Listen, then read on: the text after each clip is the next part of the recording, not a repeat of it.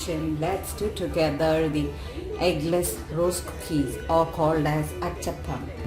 So we're going to make the eggless rose cookies, or we call it as achappam, now during Christmas time. And in my house, my Sanjukana loves it a lot. She loves like anything. Every time we go to Kerala, she will jump and she'll catch hold of rose cookie pack, and then what happens is by then we reach here in Dubai, that would have all got powdered, but she still enjoys it. So every time she will say, you make this for me. So next week she's going to be on a long weekend, so I thought I will make for her some goodies what she likes, and Christmas is also coming. So I thought there would be many of them who want to enjoy this eggless version of this. There are many with egg also we make. My mom makes it with egg.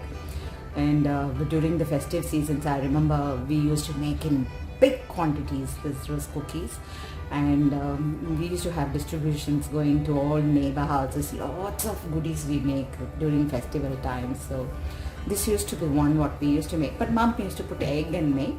And so today I'm going to show you the eggless versions because we are on fast now for the Mandalam. So I will show you the eggless version. So many of you will love this now. So here we go with the ingredients. So let's have a look at the ingredients. I have taken 1 cup of the rice flour. Now if you see the rice flour, I have used the normal idiyappam powder. I didn't make any special powder or grind or powder it or do anything. Store-bought rice powder I have used. Okay, I have used the normal rice idiyappam flour powder. And I have taken here 2 tablespoons of the all-purpose flour, 1 tablespoon of the black till. Okay, just give all of them a good mix.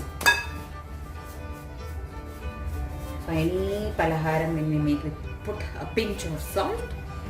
Okay, and I have taken half cup of the sugar, and what I did was I have added about 5 pods of the cardamom, and then what I did, I powdered it well so that mixing becomes more easy for us. So that's the only reason that I have done that. And give all of them a mix.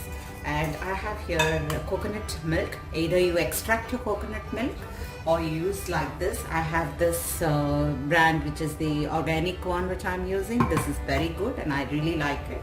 So I'm using that about 1 cup.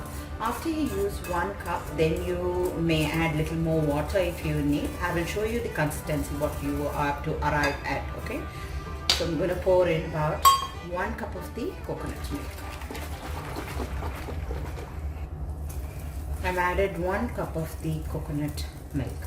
Now why I'm adding coconut milk is like we don't have any other flavoring taste to get into this achappam. It'll be very nice if you do with coconut milk. What happens is if you don't use coconut milk, you make it with water, there won't be much of taste of anything. The coconut milk taste will really lift the taste of this achappam. That's the only reason that I am putting the coconut milk. So mix it well.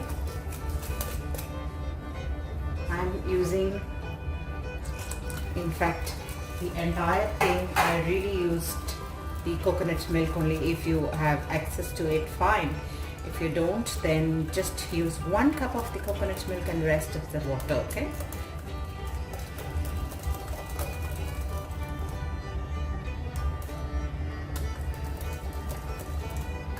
So when you're adding water, be careful, don't add too much of water at a stretch. First add 1 cup, it is like it's not enough like, okay, then after that you need to add more. It cannot be very thick like, and normally what my mom will do is she will just take a spoon and she will pass it through it, okay, and then she will see whether it is holding here, whether it's, you know, getting covered. If it is more of watery, what will happen, it will drip down and it won't hold the consistency like. So that's how we check. And I didn't show you the cookie mold.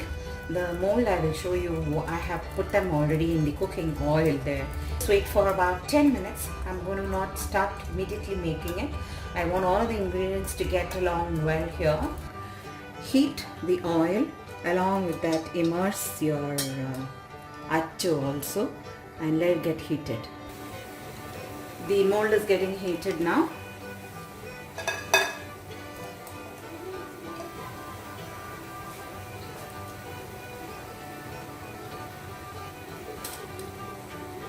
Dip your mix like this, not the complete, 3/4 only, okay? And drop it there.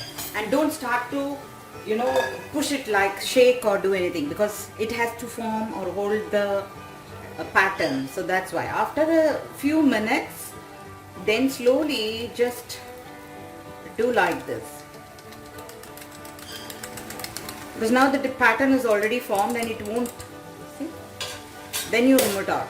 The only difficulty, if you have a bigger kadai and a depth of kadai, then it will be very easy for you to make 2 or 3. Otherwise, I suggest put 1, wait, and then take it out. And when you are taking out, you will feel saying it's very not done, it's very soft, like you will feel. See, when I'll show you, when you're touching itself, you feel it's like little soft like. Don't worry about it. As you remove it from the oil, and then once it's allowed to rest, it turns to be very crispy. So don't worry about that part. See, how do I show you? You see how? See, when I'm touching, okay? So after a little while, you just see it will nicely become crisp on its own. Then again, we will put this mold.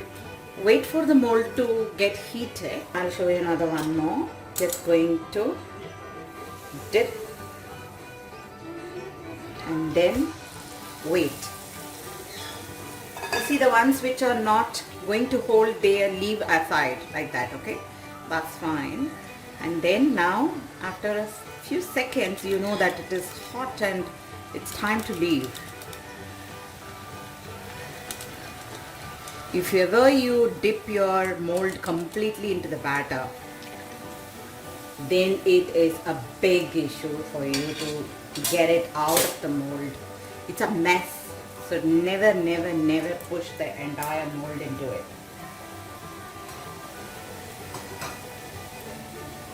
See, now it's become crisp.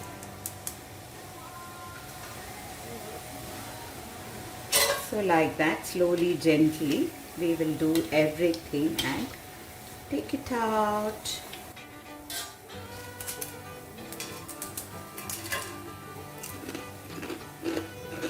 Can you hear the noise? It's so cool. Thank you for watching me. Happy cooking and happy eating. Bye-bye.